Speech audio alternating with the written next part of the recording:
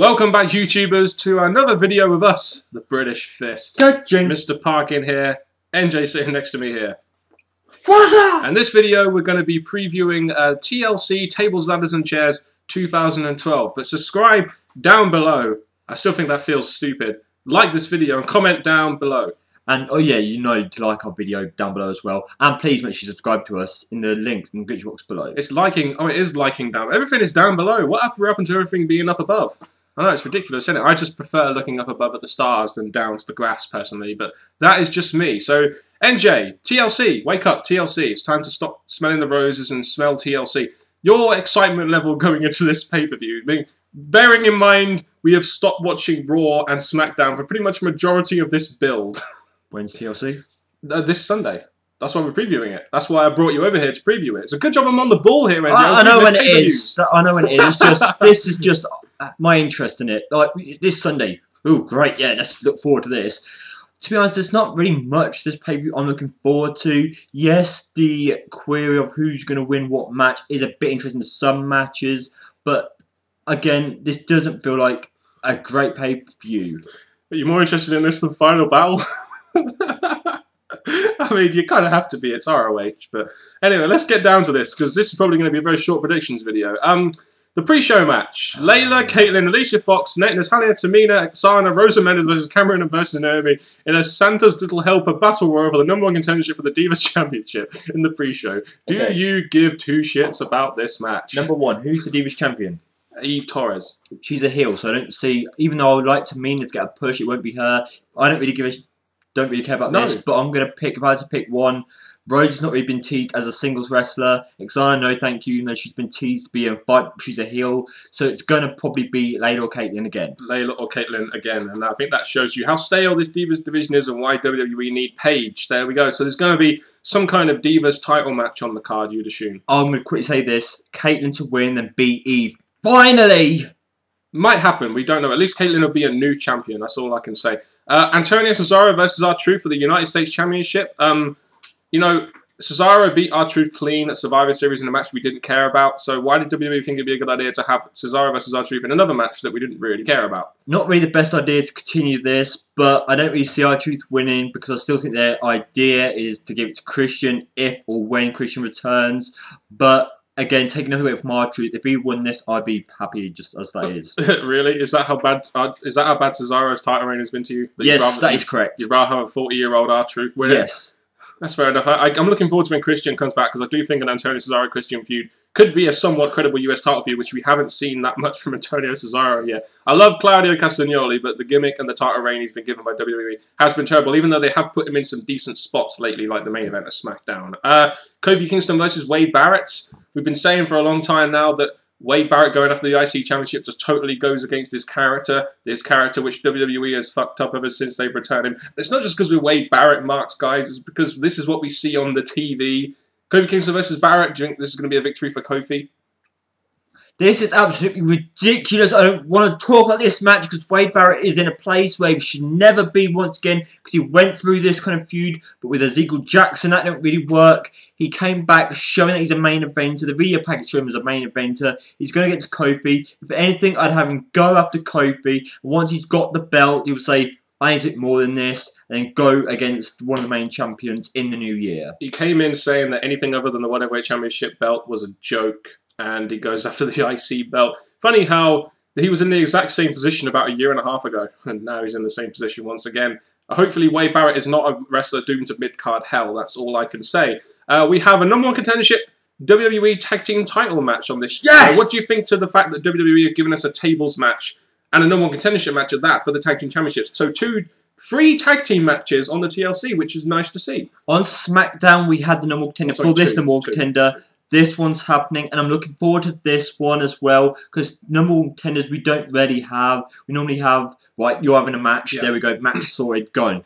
The #1 contendership, especially in the tag team division where they are trying to make it a focus again, I do like this, and plus we've got two teams. Yes, they've been fighting before in a way, but now they're building up to this match, and then building up to the title match will probably happen at the next pay-per-view, hopefully. I am looking forward to this match. This should be a good match. You've got two teams in there that I legitimately care about. Road Scholars have just reunited, and Rey Mysterio and Sin Cara are two high-flying luchadors. So I do think this could be a very good match, and especially the fact that it is a tables match. Who do you think is going to go over in this one? I can't help but think it could be either, because Daniel Bryan and Kane, who are in the main event, could be heel or a face. So you could have either of these two win, and I think it'll be... But I think Mysterio and Sin Cara had a very good match with them on Raw, so I'd like to see that one. At least it'll be something fresh. I'm the other way. I'm Team Road Scholars, because they're the ones who are uprising towards the fact that they're going to be going somewhere. Rey Mysterio and Sin Cara do need something to eventually give them a reason to fight each other,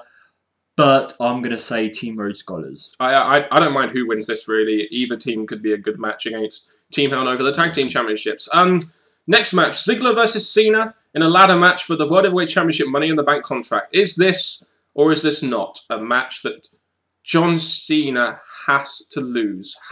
If this match was done to have John Cena win and take the Money in the Bank briefcase, then I'm sorry, I call bullshit. I think Ziggler, in order to establish himself as a guy that could possibly win the World Heavyweight Championship after losing to Orton, after losing to Sheamus, after losing to all those other people on his road, definitely has to win this match. Well, two things about this match is, number one, Cena should not be fighting for the briefcase again. And the other thing is that it's coming to the end of the year for Ziggler's cash-in. I really don't think, after this long wait for this to happen, it should just get taken off him and given to Cena. So in a way, Ziggler's got to win this, or win in a screwy way. Either way, Ziggler's got to hold on to this briefcase. But then again, the next match we were going to be talking about could have happened before this, and Ziggler could have cashed in his briefcase then. Indeed. So this should be a good match. I mean, Ziggler's a good worker in the ring. Cena, when he has the right dance partner, can put on a pretty good match. I don't remember John Cena being in too many ladder matches either, so it's something new for Cena, apart from that Money in the Bank ladder match, of course. The Big Show versus Sheamus match. I must admit, this is a chairs match from the World Heavyweight Championship. They teased this from Survivor Series onwards in their match. The match at Hell in a Cell really got me interested in this feud, but I must admit, my interest level peaked for this feud, and it's kind of dwindled since Survivor Series a little bit, but hopefully these guys will go out there and try and tell a good story again, and whether or not this will lead to a cash-in, I don't know, but I hope these guys do exactly what they've been doing, and just use the good old storytelling tactic with the chairs in there to try and put on a decent World Heavyweight Championship match. Well, these past matches these two have faced off, they've not really needed weapons, and they put on match of the night or great matches. So as still chairs, yes, it's because of the TLC pay-per-view, but I don't think weapons are needed for this match. And I'm looking at this match, looking forward to going to it. Hopefully, yes, it's a chairs match, but I personally don't want the chairs to be used too much. I want it to be a good fight between the two again for the third time. For the winner, though, I want to say, if Sheamus regains, I want Ziggler to cash in, or if that's not going to happen, I want Big Show to retain. I do feel, though, I'm not really sure where they're going to go with this. They can have Big Show retain, but if they have Sheamus win it, I feel that they'll have Ziggler cash in. So a really difficult one to predict, in my opinion, because I kind of feel that Big Show has had a couple of title reigns. He had one this time last year, and they used it to give it to Daniel Bryan. I kind of think that maybe this feud, which was 18 seconds, then he lost it to Sheamus. Yeah, I know. Thanks for reminding me about that, NJ. So I think Sheamus could well retain here. Regain his title. I think this may have been what this feud was set up to do. It all depends on where they're going to go with Ziggler, though, really, going into, and also where they're going to go with the World Heavyweight Championship into WrestleMania. It's getting to that point now. WrestleMania season is nearly upon us. It's coming up with us, and I'm just thinking, obviously, they've got to start using each pay-per-view to build up to whatever match is going to happen then. And with Ziggler cashing in at any point, that could be Ziggler's main event match. I think you've had too much coffee, MJ. May I suggest to you some Pepsi Max to clear that throat of yours, my brother, there. So let's move on to the main event match of this evening. Or not this evening, or next evening, another botch. Team Hell No, Daniel Bryan and Kane, and Ryback versus The Shield, consisting of Seth Rollins, Dean Ambrose, and Roman Reigns in a TLC match decided by either pinfall or submission. Do you agree that this match should have been the main event? Yes and no. Number one, the WWE, when it comes to pay-per-views, they normally have the bad luck of a match, main event changing, having bad luck, having to be remade. And this is definitely one of them, because the original plan was Punk and Ryback. So for the fact that it's been changed, I kind of slipped more towards giving Cena and Ziggler the win at the end, because that would have left us with a surprise finish. This one, especially if the people think the faces are going to win, it's going to be the same thing we've seen on some Raws, where Ryback's standing tall again.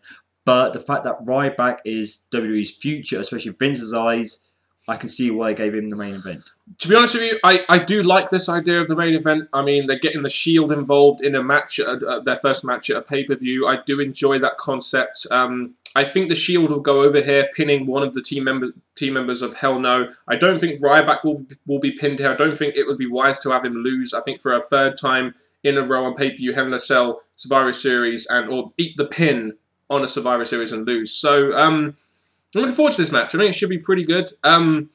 I expect this, like I said, I expect the Shield to get the win. They've changed it at the last minute a little bit, but I think the reason why this is the main event is because it has the most potential in terms of big angle advancement going on to Raw, which I feel, of course, that it kind of revolves around the Shield right now. So I think this is why this is the main event. With adding the Team Hell No in, like I said, I'm still sticking behind it. It's like, number one, they're coming like the Nexus or the Ace and Eight when they get to attack anyone they want. Instead of having their personal direction, we're going to take out Ryback to either help Punk or because we don't think Ryback's worthy of the championship, what they seem to tease with the idea. Now they're attacking anyone. So again, I'm kind of gone against that. That's why I don't agree with Team Hell No being here. But the fact they're in this match and the fact it's the Shield's first match and I don't want the Shield to be killed off just yet. They need to get the win here, or at least have a DQ finish when they're just going brutal on the three. I'm not sure a DQ would be possible. It's a TLC match, so they need to get a win. That's the main thing. I think the Shield need to win their first pay-per-view, and I think they'll pin either Daniel Bryan or Kane. I don't think Ryback will be involved in the pin here. So we're also going to have CM Punk at ringside, I believe, watching this match. So be interesting to see what they do with CM Punk now that he's injured, especially going into the Rumble when The Rock is supposed to be facing CM Punk for the championship. There's a lot of interest going into this, and I'm saying, even though I'm not dramatically looking forward to TLC, like I said, it's gave us some matches where I'm thinking, who's going to win this and why? Can't wait to the Royal Rumble. That's all I could say. And the Slammies possibly after TLC, so who really knows? We may just end up watching that, even though we probably won't. So yeah, so TLC looks like it could be a good pay-per-view, but I don't have too much interest going into it. I think there are some matches on this card. Like, I feel, the number one contendership tables match, the ladder match, I feel the TLC match, could all be some good to solid matches on this card, so it could end up being a good one. We'll still be watching it on Sunday, but it could be a decent pay-per-view. We'll have to see how WWE ends the year. They must end it better than Final Resolution, surely. Pretty sure. Anyway, you leave us your thoughts on Final Resolution, not Final Resolution, WWE's Final Resolution, Rewind, TLC, down in the comment section below, and hopefully he's not going to botch the outro, because I've done enough botches in this video. It's NJ. And welcome to this video. We're going to be giving our predictions for the last one. Until next time, YouTubers, for Mr. Parkin, I'm NJ. Thank you very much for watching, and goodbye.